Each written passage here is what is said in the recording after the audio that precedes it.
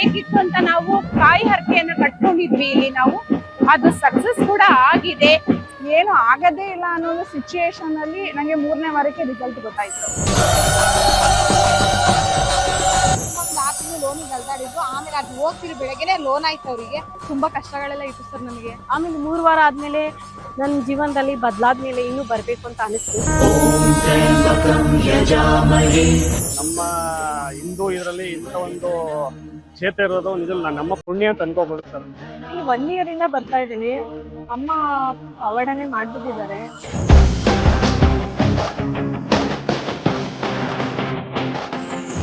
ಕರ್ನಾಟಕದಲ್ಲಿ ಪುಣ್ಯ ಕ್ಷೇತ್ರಗಳ ಸಂಖ್ಯೆ ಹೆಚ್ಚಾಗುತ್ತಿದೆ.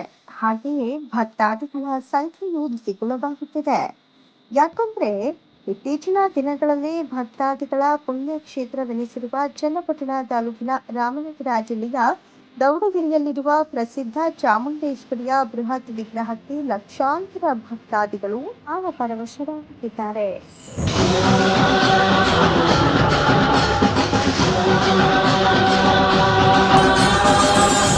ಇಲ್ಲಿನ 60 ಅಡಿ ಎತ್ತರದ ಪಂಚಲೋಹದ ಚಾಮುಂಡೇಶ್ವರಿ ವಿಗ್ರಹವು ಇಡೀ ಕ್ಷೇತ್ರದ ಪ್ರಮುಖ ಆಕರ್ಷಣೆಯಾಗಿದ್ದು, ಬರುವ ಲಕ್ಷಾಂತರ ಭಕ್ತಾದಿಗಳು ಈ ವಿಗ್ರಹದ ಮುಂದೆ ನಿಂತು ಸೆಲ್ಫಿ ಕ್ಲಿಕ್ಕಿಸಿಕೊಂಡು ಸೋಷಿಯಲ್ ಮೀಡಿಯಾದಲ್ಲಿ ಅಪ್ಲೋಡ್ ಮಾಡ್ತಾರೆ. ಅದರ ಫಲವಾಗಿಯೇ ಇಂದು ಈ ಕ್ಷೇತ್ರ ರಾಜ್ಯದಿಂದಾಚೆಗೂ ಸದ್ದು ಮಾಡ್ತಾ ಇದೆ. ಬೊಂಬೆನಾಡು ಚನ್ನಪಟ್ಟಣದ ಗೌಡಗಿರಿಯಲ್ಲಿರುವ ಶ್ರೀ ಚಾಮುಂಡೇಶ್ವರಿ ಬಸವಪ್ಪನವರ ಪುಣ್ಯಕ್ಷೇತ್ರ ಈಗಾಗಲೇ ಸಾಕಷ್ಟು ಪ್ರಸಿದ್ಧಿಯನ್ನ ಪಡೆದುಕೊಂಡಿದ್ದು, ತಾಯಿ ಚಾಮುಂಡೇಶ್ವರಿಯ ಪಂಚಲೋಹ ವಿಗ್ರಹವಂತೂ ನಾಡಿನ ಗಡಿ ದಾಟಿ ಹೊರ ರಾಜ್ಯಗಳಲ್ಲಿ ಹಾಗೂ ವಿದೇಶಗಳಲ್ಲಿಯೂ ಪ್ರಸಿದ್ಧಿ ಪಡೆದಿದೆ. ಅದರಲ್ಲೂ ಮ್ಯೂಸಿಯಂ ನೋಡಲು ಜನಸಾಗರವೇ ಹರಿದು ಬರುತ್ತಿದ್ದು, ದಿನದ 24 ಗಂಟೆಯೂ ಅನ್ನದಾಸೋಹ ನಡೆಯುತ್ತಿದೆ. ಮಲ್ಲೇಶ್ ಗುರೂಜಿಯವರ ಸಾರಥ್ಯದಲ್ಲಿ ಬಹಳಷ್ಟು ಅಭಿವೃದ್ಧಿ ಹೊಂದುತ್ತಿರುವ ಈ ಕ್ಷೇತ್ರದಲ್ಲಿ ಇದೀಗ ಸಿನಿಮಾ ಚಿತ್ರೀಕರಣವೂ ಶುರುವಾಗಿರುವುದು ಗಮನಾರ್ಹ. ಹಾಗೂ ರೈತರು ಬೆಳೆದ ಬೆಳೆಗಳನ್ನು ಇಲ್ಲಿ ಹಣ ಕೊಟ್ಟು ಖರೀದಿಸಲಾಗುತ್ತಿದ್ದು, ರೈತರಿಗೂ ಸಹಕಾರಿಯಾಗಿದೆ ಈ ಕ್ಷೇತ್ರ. ಇನ್ನು ನಡೆದಾಡುವ ಬಸಪ್ಪನ ಪವಾಡವನ್ನ ಕೇಳುವ ಬದಲು ಕಣ್ಣಾರೆ ನೋಡುವುದೇ ಒಂದು ಅದ್ಭುತ ಎನ್ನಬಹುದು. ಈ ಪುಣ್ಯಕ್ಷೇತ್ರದ ಬಗ್ಗೆ ಮಾತನಾಡಿದ ಭಕ್ತಿಯೊಬ್ಬರು, ನಮ್ಮ ಅಕ್ಕನಿಗೆ ಗಂಡು ಮಗುವಾಗಲೆಂದು ಹರಕೆ ಹೊತ್ತಿದ್ದೆವು. ಇದೀಗ ಗಂಡು ಮಗುವಾಗಿದ್ದು ಸರ್ಕಾರಿ ಕೆಲಸಕ್ಕಾಗಿ ಈಗ ಹರಕೆ ಹೊತ್ತಿದ್ದೇವೆ ಎಂದರು. ನಾನು ಈ ಸಂವಿಧಾನಕ್ಕೆ ಮೊದಲು ಬಂದಾಗ ನಮ್ಮ ಅಕ್ಕನ ಮಗುಗೆ ಒಂದು ಗಂಡು ಮಗು ಬೇಕಿತ್ತು ಅಂತ ನಾವು ಕಾಯಿ ಹರಕೆಯನ್ನ ಕಟ್ಕೊಂಡಿದ್ವಿ ಇಲ್ಲಿ ನಾವು. ಅದು ಸಕ್ಸಸ್ ಕೂಡ ಆಗಿದೆ. ಸೊ ಅದನ್ನ ನೋಡಿ ನನ್ನ ಒಂದು ಪರ್ಸನಲ್ ಅಂದ್ರೆ ನಾನು ಒಂದು ಸರ್ಕಾರಿ ನೌಕರಿ ಬಗ್ಗೆ ಬಂದು ಒಂದು ಹರಕೆ ಫಲವನ್ನ ನಾನು ಕಟ್ತಾ ಬಂದಿದ್ದೇನೆ. ಸೊ ಆಗುತ್ತೆ ಅನ್ನೋ ನಂಬಿಕೆ ಮೇಲೆ, ಯಾಕೆಂದ್ರೆ ನಮ್ಮ ಫ್ಯಾಮಿಲಿಯಲ್ಲಿ ಆಗಿದೆ. ಸೊ ಅಕ್ಕನ ಮಗುಗೆ ಗಂಡು ಮಗು ಬೇಕು ಅಂತ ಹೇಳಿದಕ್ಕೋಸ್ಕರ ಗಂಡು ಮಗು ಆಗಿದೆ. ಅದೇ ಉದ್ದೇಶಕ್ಕೋಸ್ಕರ ಇಲ್ಲಿ ಬರೀ ಸರೌಂಡಿಂಗ್ ಮೈಸೂರು ಮತ್ತು ಅಲ್ಲಿಂದ ಅಂತಲ್ಲ, ಎಷ್ಟು ಜಿಲ್ಲೆಗಳಿಂದ ಎಲ್ಲಾ ಭಕ್ತಾದಿಗಳು ಬಂದು ತಮ್ಮ ಬೇಡಿಕೆಗಳನ್ನ ನೆರವೇರಿಸ್ಕೊತಾ ಇದ್ದಾರೆ. ಇದು ನಿಜವಾಗ್ಲೂ ಖಂಡಿತ ಸಾಧ್ಯ. ಮತ್ತೆ ಈ ದೇವರಲ್ಲಿ ಸತ್ಯ ಇದೆ ಅನ್ನೋದನ್ನ ನಾನು ನಂಬ್ತೀನಿ. ಸೊ ಇಲ್ಲಿರುವಂತ ಭಕ್ತಾದಿಗಳ ಪ್ರತ್ಯಕ್ಷ ಸಾಕ್ಷಿಯಾಗಿದ್ದಾರೆ. ಮತ್ತೋರ್ವ ಭಕ್ತೆ, ಯೂಟ್ಯೂಬ್ನಲ್ಲಿ ತೋರಿಸುವುದೆಲ್ಲ ನಿಜ, ಇಲ್ಲಿ ಖಂಡಿತ ಪವಾಡವಿದೆ. ನಂಬಿಕೆ ಇಟ್ಟು ಬಂದರೆ ಖಂಡಿತ ಒಳ್ಳೆಯದಾಗುತ್ತೆ. ಎಲ್ಲ ಹೋಗ್ತಾರೆ, ನಾವು ಹೋಗೋಣ ಅಂತ ಬಂದ್ರೆ ಒಳ್ಳೆಯದಾಗೋದಿಲ್ಲ ಎಂದ್ರು. ಈ ದೇವಸ್ಥಾನದ ಬಗ್ಗೆ ಅಷ್ಟೊಂದು ಗೊತ್ತು ಮಾಡ್ಕೊಂಡಿದ್ದೆ. ನಾನು ಇನ್ಸ್ಟಾಗ್ರಾಮ್ ಅಲ್ಲಿ ನೋಡ್ಬಿಟ್ಟು ಈ ತಾಯಿದು ಇಷ್ಟೊಂದು ಪವಾಡ ಇದೆ ಅಂತ ತಿಳ್ಕೊಂಡೆ. ಹಾಗೆ ಒಂದ್ಸರಿ ನೋಡ್ಕೊಂಡು ಬರೋಣ ಅಂತ ಹಂಗೆ ಯಾವ್ದೋ ಜೊತೆ ಫ್ರೆಂಡ್ಸ್ ಜೊತೆ ನಾನು ಬಂದ್ಮೇಲೆ ಗೊತ್ತಾಯಿತು ಇಷ್ಟೊಂದು ಜನ ಭಕ್ತಾದಿಗಳು ಇಲ್ಲಿ ಬಂದಿರೋದ್ ನೋಡಿ, ಇಷ್ಟೊಂದು ನಂಬಿಕೆ ಇಟ್ಕೊಂಡು ಜನ ಬರ್ತಿದಾರಂದ್ರೆ ಇಲ್ಲಿ ಏನೋ ಒಂದು ಇರ್ಬೋದು ಅಂತ ನಾನು ಯಾರ್ಯಾರನ್ನು ವಿಚಾರ ಮಾಡ್ಕೊಂಡೆ. ಅಂದ್ರೆ ನಾನು ಈ ಹರಿಕೆ ಈ ತರ ಯಾವ ದೇವಸ್ಥಾನದಲ್ಲೂ ನೋಡಿಲ್ಲ. ಇಷ್ಟೊಂದು ಕಾಯಿ ಹರಿಕೆ ಕಟ್ಟಿರೋದೇ ನೋಡಿಲ್ಲ. ಇದೇ ಫಸ್ಟ್ ಟೈಮ್ ನಾನು ಬಂದಿರೋದು. ಫಸ್ಟ್ ಟೈಮ್ ನೋಡಿರೋದು ಇದೇ ಫಸ್ಟ್ ಟೈಮು.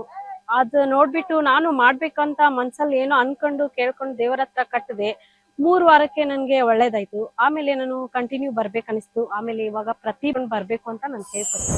ಮತ್ತೋರ್ವ ಭಕ್ತೆ, ನಾನು ಕಾಯಿ ಕಟ್ಟಿದ 3 ವಾರಕ್ಕೆ ನನಗೆ ಒಳ್ಳೆಯದಾಗಿದೆ. ನಿಜಕ್ಕೂ ಇಲ್ಲೊಂದು ಪಾಸಿಟಿವ್ ಎನರ್ಜಿ ಇದೆ ಎಂದ್ರು. ನಂಗೆ ಇಲ್ಲಿಗೆ ಬಂದ್ಮೇಲಿಂದ ಪಾಸಿಟಿವ್ ಎನರ್ಜಿ ಎಲ್ಲ ಜಾಸ್ತಿ ಆಗಿದೆ. ಸೊ ನಾನಿದು 6 ಟೈಮ್ ಬಂದಿರೋದು. ಸೊ ನಂಗೆಲ್ಲ ಒಳ್ಳೇದಾಗಿದೆ. ನೀವುಗಳು ಬನ್ನಿ. ಒಂದ್ 3 ವೀಕಿಗೆಲ್ಲ ಒಳ್ಳೇದಾಗಿದೆ. ನಮ್ಮ ಆಂಟಿ ಒಬ್ರು ಬಂದಿದ್ರು ಫಸ್ಟ್ನೇ ಟೈಮು. ಅವರು ಒಂದು 6 ತಿಂಗಳು ಲೋನಿಗೆ ಅಲ್ದಾಡಿದ್ರು.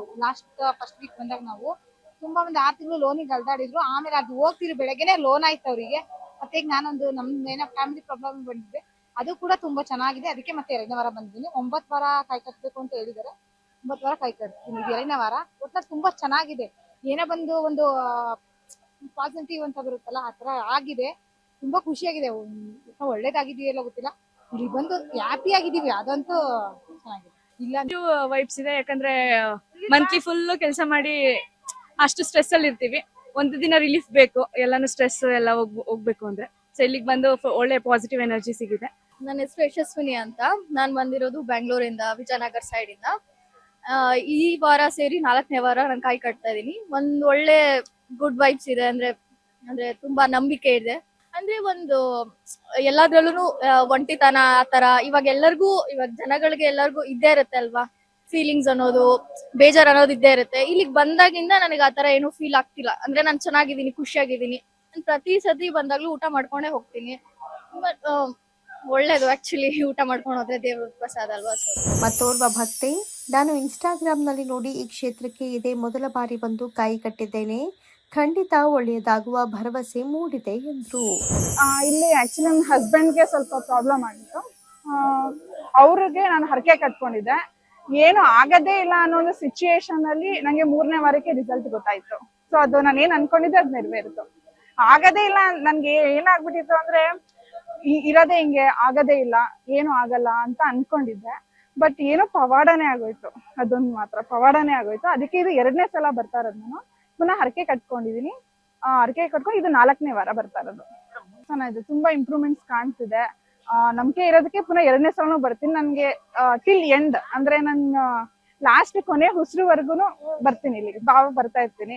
ನನ್ ಕೈಲಿ ಎಷ್ಟಾಗುತ್ತೆ ಅಷ್ಟು ಸೇವೆಗಳನ್ನ ಮಾಡ್ತಿರ್ತೀನಿ.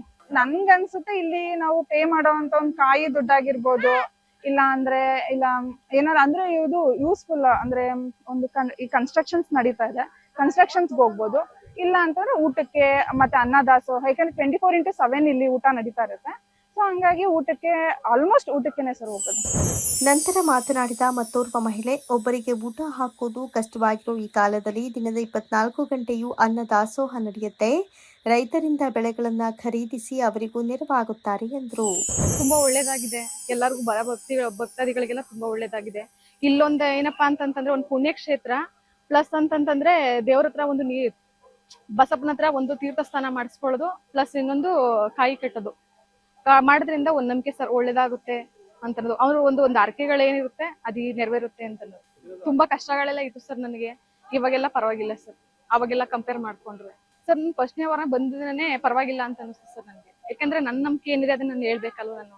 ಸರ್ ತುಂಬಾ ಚೆನ್ನಾಗ್ ಮಾಡ್ತಾರೆ. ಭಕ್ತಾದಿಗಳು ಯಾರೇ ಬರ್ಲಿ, ಬಡವರು ಶ್ರೀಮಂತರು ಅಂತಂತಾರ ಒಂದ್ ಭೇದ ಭಾವ ಮಾಡಲ್ಲ.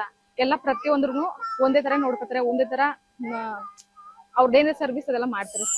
ಮತ್ತೋರ್ವ ಮಹಿಳೆ, ನಂಬಿಕೆ ಇಟ್ಟು ಬಂದವರಿಗೆ ಈ ತಾಯಿ ಎಂದಿಗೂ ಕೈ ಬಿಡೋದಿಲ್ಲ. ಆದ್ದರಿಂದ ಎಲ್ಲರೂ ಇಲ್ಲಿಗೆ ನಂಬಿಕೆ ಇಟ್ಟು ಬನ್ನಿ ಎಂದ್ರು. ನಮ್ದು ಏನೋ ಒಂದು ಪ್ರಾಬ್ಲಮ್ ಇತ್ತು, ಅದು 3 ತಿಂಗಳಾಯ್ತು ನಾವು ಬರಕ್ಕೆ. ಅದ್ರಲ್ಲಿ ಒಂದು ಪ್ರಾಬ್ಲಮ್ ಸಾಲ್ವ್ ಆಗುತ್ತೆ.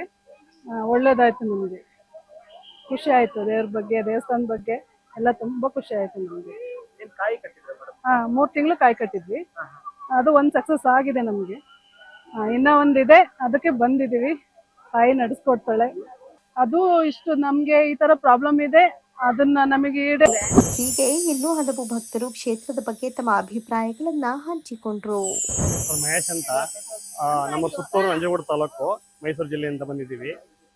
ನಾನು ಇದು ಮೊದಲನೇ ಬಾರಿ ಬಂದಿರೋದು. ಮುಂಚೆ ಬಂದಿದ್ದೆ, ತುಂಬಾ ಹಳೆದಲ್ಲಿ ಬಂದಿದ್ದೆ, ಇವಾಗ ಬಂದಿದ್ದೀನಿ.